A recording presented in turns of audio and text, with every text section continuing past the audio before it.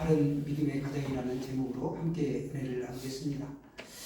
하나님은 우리들 가정마다 바른 믿음으로 세워지기를 바라십니다.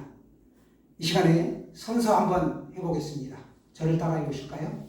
오른손으로 선서 오직 예수님 이렇게 맹세하신 대로 살겠습니다 하신 분만 손을 내리세요.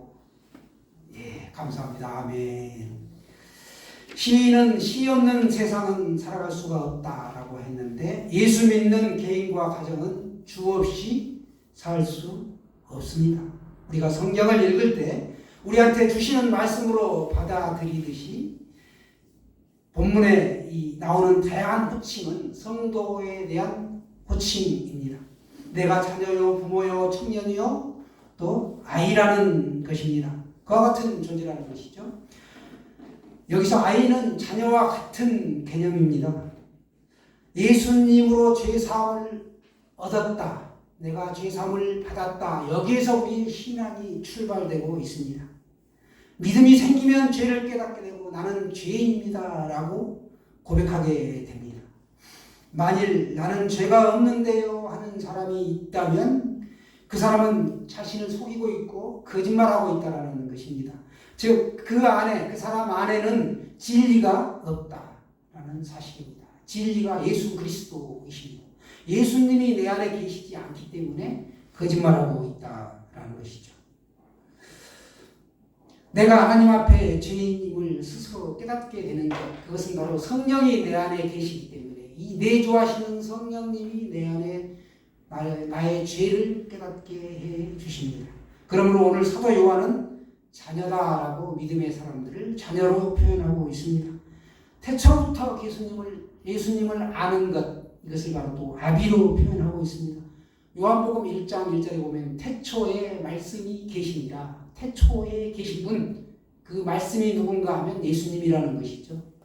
또 요한 1서, 오늘 요한 1서 2장의 말씀을 보는데 요한 1서 1장 1절도 보면 태초에 생명의 말씀에 관하여서는 하고 이렇게 말씀이 나옵니다. 이 태초에 요한 사도가 기록했다라는 것을 우리가 알 수 있고, 태초부터 계신 예수님, 이 예수님을 아는 사람이 예수님에 대해서 가르칠 수 있기 때문에 아비다라고, 아비의 위치에 있다라고 오늘 말씀하고 있습니다. 또 악한 자를 이기는 것을 우리가 청년으로 표현하고 있는데, 청년의 때에는 정의감과 힘이 넘치죠. 그걸 의미하고 있습니다. 그래서 악한 자를 이기고 사단을 이긴다라고 말씀하고 있습니다. 그 당시에도 이단들이 행했었는데 이단을 경계하라라는 뜻이 뒷부분에 나오고 있습니다. 사도 요한은 여러 가지로 권면하는 거 있는데 첫 번째, 자랑스럽게 여겨야 될 게 있다라고 말씀하고 있습니다. 너희는 죄사함을 받은 사람들이고 어느 순간에도 주님의 힘과 능력으로 악한 자를 이길 수가 있고 하나님을 아버지로 모시고 사는 하나님의 자녀이다라고 초대교회 성도들을 격려하고 있습니다. 이제 사도는 격려를 잠시 멈추고 다시 그들의 실생활에 반드시 적용해야 할 것들에 대해 권면하고 있습니다. 자랑에 대해서 특별히 나오고 있는데, 자랑하게 되면 자랑이 만들어지기까지의 어떤 수고와 애씀이 있기에 우리가 마땅히 자부심을 가질 수만 합니다. 그러나 듣는 사람도 그 자랑을 흔쾌히 받아들일 수 있어야 합니다. 수고한 자랑에는 살맛나게 하는 힘이 있죠. 그럼에도 자랑을 조심해야 한다라고 말씀하고 있습니다. 속담에 자랑하지 말라, 자랑 끝에 불 붙는다라고 합니다. 자랑이 과하면 안 좋다는 얘기죠. 자식 자랑, 돈 자랑, 인물 자랑 하지 말라라는 얘기 많이 들어보셨을 겁니다. 동서고금 어디를 봐도 자랑에 대해 말하는 것을 보면 한결같습니다. 자랑 조심해라 라는 것입니다. 적절한 자랑이 있고 적절하지 못하는 자랑이 있습니다. 성경에도 보면 해야 할 자랑과 하지 말아야 할 자랑이 분명하게 나옵니다. 바울이 말한 고린도전서 13장 말씀, 사랑장이죠. 여기에 보시면 사랑은 자랑하지 않으며 라고 사랑을 정의하고 있습니다. 이상하다는 생각 들지 않습니까? 사랑하면 마땅히 자랑하는 게 당연한데 자랑하지 말라는 겁니다. 경험해 보셨을 텐데 우리가 자랑을 하게 되면 상대적으로 박탈감을 상대방에게 주게 됩니다. 그리고 시기와 질투심을 불러일으키게 되지요. 끝내는 자랑질이 됩니다. 그래서 이게 자랑을 하다 보면 시한폭탄처럼 터지게 된다. 그래서 성경의 이 사도 바울은 자랑하지 않는다라고 사랑을 정의하고 있습니다. 에레미야 9장 23절 24절 말씀을 보시면 한번 같이 보겠습니다. 구약 성경에 에레미야서 자막으로 보겠습니다. 9장 23절 24절 말씀 다 같이 봅니다. 시작. 여호와께서 이와 같이 말씀하시되 지혜로운 자는 그의 지혜를 자랑하지 말라. 용사는 그의 용맹을 자랑하지 말라. 부자는 그의 부함을 자랑하지 말라. 자랑하는 자는 이것으로 자랑할지니 곧 명철하여 나를 아는 것과 나 여호와는 사랑과 정의와 공의를 땅에 행하는 자인 줄 깨닫는 것이라. 나는 이 일을 기뻐하노라. 여호와의 말씀이니라. 자랑하지 말라고 합니다. 뭘 자랑하지 말라고 합니까? 지혜, 부 이런 것들을 자랑하지 말라는 겁니다. 용맹도 자랑하지 말라. 그런데 후반부에 24절에 뭘 자랑하라고 하나요? 하나님을 알아서 나를 아는 것. 그러니까 하나님 명철하여 곧 나를 아는 것. 그리고 여호와 하나님을 알아서 사랑과 정의와 공의를 행하는 분이 이 땅에 그걸 행하시는 분이 하나님이다 라는 것을 깨닫는 것을 알아라. 자랑해라. 이렇게 말씀하고 있습니다. 그러니까 하나님 자랑하는 것을 우선으로 삼고 세상에 가진 용맹, 지혜, 부함을 자랑하지 말라. 그런 것들은 너가 착각하고 있는 것이다 라고 말씀하고 있습니다. 내 능력이 아니라 하나님이 그런 것들을 주신 것이고 내가 그런 것들을 가지고 있다고 해서 자랑할수록 상대방에게 박탈감을 주고 덕이 안 된다는 것이죠. 그걸 오늘 분명히 성경은 말씀하고 있습니다. 그런즉 자랑할 때가 어디냐? 있을 수 없느니라. 로마서에도 이렇게 말씀하고 있습니다. 성경의 선포는 이렇게 자랑하지 말라라고 아주 여러 군데서 말씀하고 있습니다. 그걸 자랑하면 그게 나의 힘이 되어서 내가 의수되고 뽐내고 교만함으로 내가 망가진다는 거예요. 그래서 내가 선한 일을 할 수가 없기 때문에 자랑하지 말라라고 말씀하고 있습니다. 사도 요한이 마음을 다해 권하는 것은 이 세상이나 세상에 있는 것들을 사랑하지 말라라고 말씀하고 있습니다. 요한 1서의 주제가 바로 이겁니다. 이 세상이나 세상에 있는 것들을 사랑하지 말라라는 것입니다. 사도 요한이 자랑으로 내세우는 것은 다른 것이 아닙니다. 자녀들, 청년들, 아비들을 부르면서 요한이 오늘 유언처럼 교훈하고 있습니다. 신자들이 얼마나 영광스러운 존재고 자랑스럽고 신비스러운 존재인지를 말씀하는 것이죠.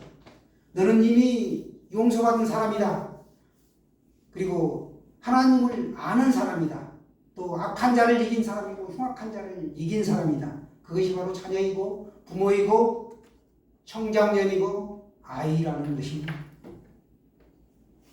대단한 존재죠. 자랑할 만한 조건을 가진 우리는 그런 존재입니다. 내가 지금 가진 것이 없다고 해가지고 속상해하고 세상을 바라보지 말라는 것입니다. 이 세상을 살아가는 것은 잠깐이면 다 지나가는 것들입니다.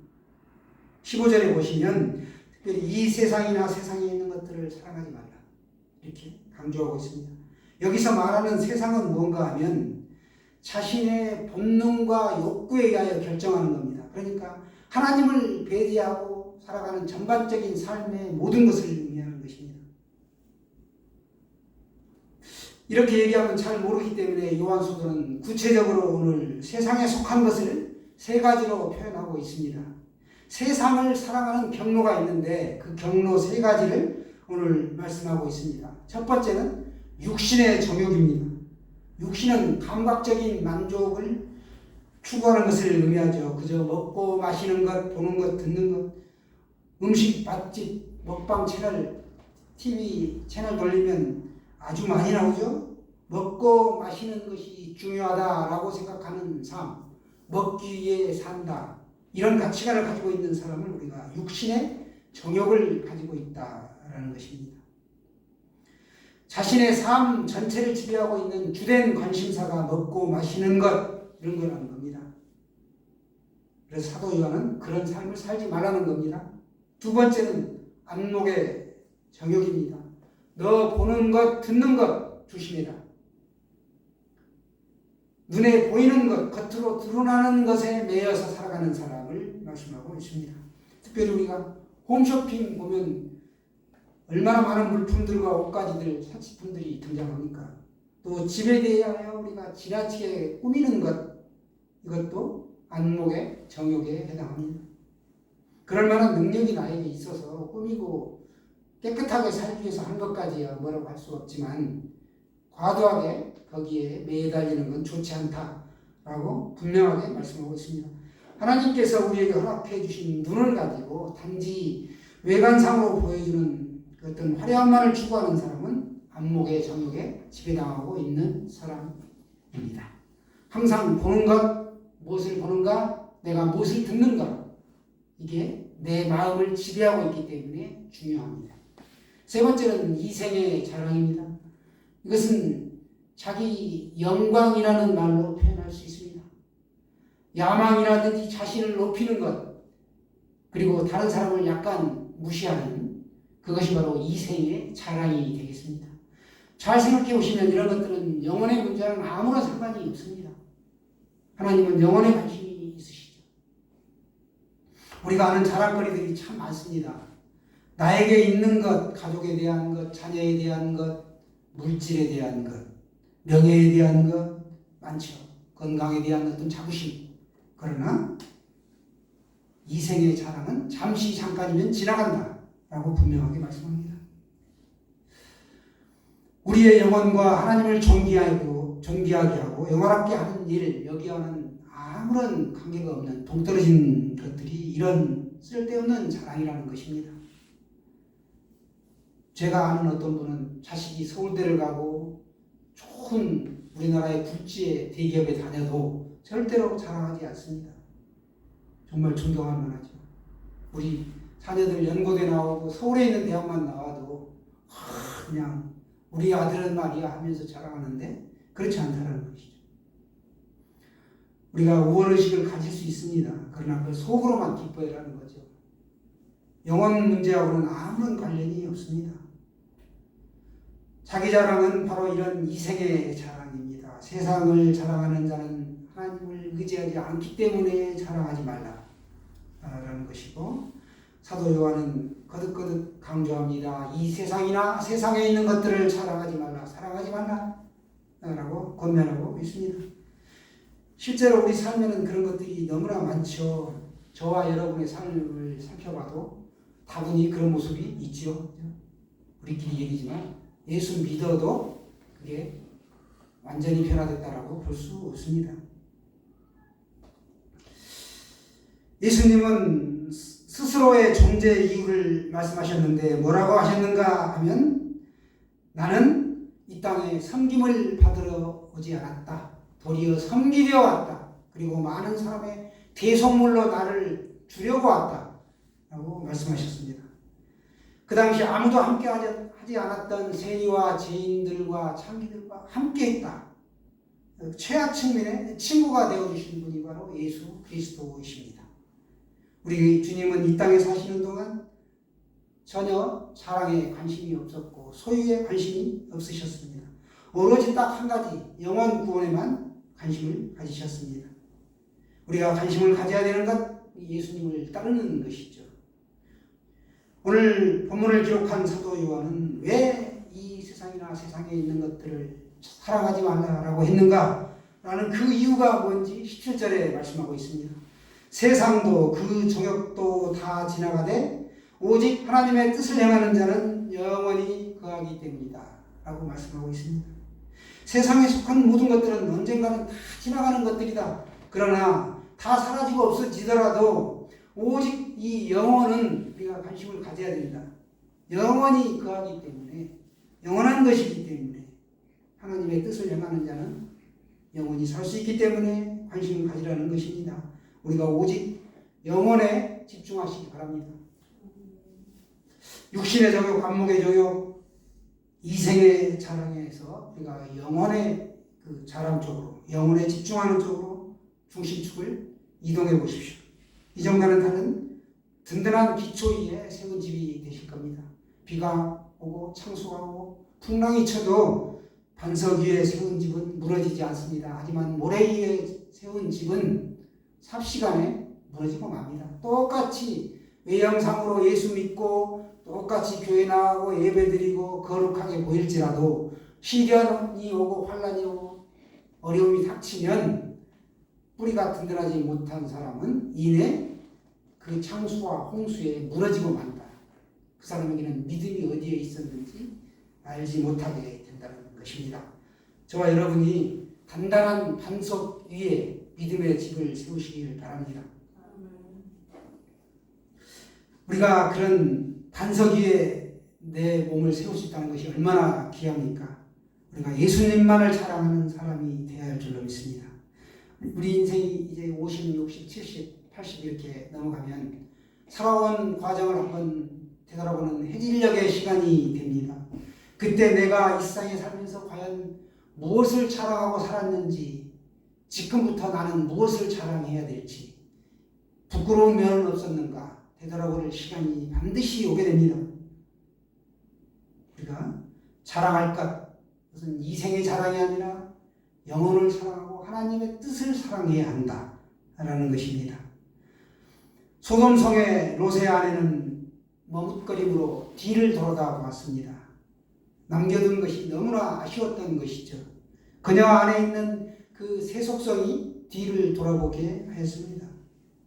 세속성이라는 것은 하나님이 없는, 하나님의 뜻을 따르지 않는 세상의 뜻을 따라가는 것이 바로 세속성인데, 이 소돔의 정신은 무엇이었는가 하면 육신의 정욕과 안목의 정욕과 이생의 자랑이 그 안에 가득 꽉 차 있었다. 그 상태였기 때문에 뒤를 돌아보게 되었고, 그 소돔성에서 천사가 구출하여 밖으로 몸을 빼냈음에도 불구하고 계속해서 피신을 해야 되는데, 피신하는 도중에 그렇게 뒤를 돌아보지 말라고 했음에도 불구하고 미련이 남아서 뒤를 돌아봤습니다. 그리고 소금기둥이 되고 말았습니다. 우리 또한 마찬가지라는 것이죠. 지금 현재 우리들이 다 같이 예배당에서 예배를 드립니다. 그러나 몸은 이렇게 세상으로부터 우리가 구원을 받았어요. 거룩하게 구별한 날 와서 하나님 앞에 예배를 드리지만 내가 정신이 세상 속으로 꽉 차 있다면 이것은 온전한 예배가 될 수 없고 내가 믿음 안에 거하지 못하는 것이죠. 지금 나의 자랑이 하나님 나라에 가면 부끄럽게 됩니다. 하나님 안에서 누리는 자랑, 그 자랑을 기뻐하시기 바랍니다. 잠깐 있다가 사라지는 것이 아니고 영원한 자랑, 그것은 바로 우리가 바른 믿음의 가정으로 세워지는 이 가정 안에서 사는 것이죠. 개인이 바로 서고 가정이 바로 서고, 그렇게 되면 우리의 가정이 바른 믿음의 가정으로 똑바로 서게 됩니다. 하나님을 사랑하시기 바랍니다. 주 안에서 사랑하는 여러분, 하나님 안에서 누리는 복된 가정이 우리 가정이 되어야 할 줄 믿습니다. 그러면 우리가 영혼의 복, 추수의 복을 누리게 될 것입니다. 얼마나 기쁘고 감사한 일입니까? 생각만 해도 가슴이 설레지 않아요? 이 놀라운 영혼의 복을 누리시는 바른 믿음의 가정이 다 되시기를 간절히 축원합니다.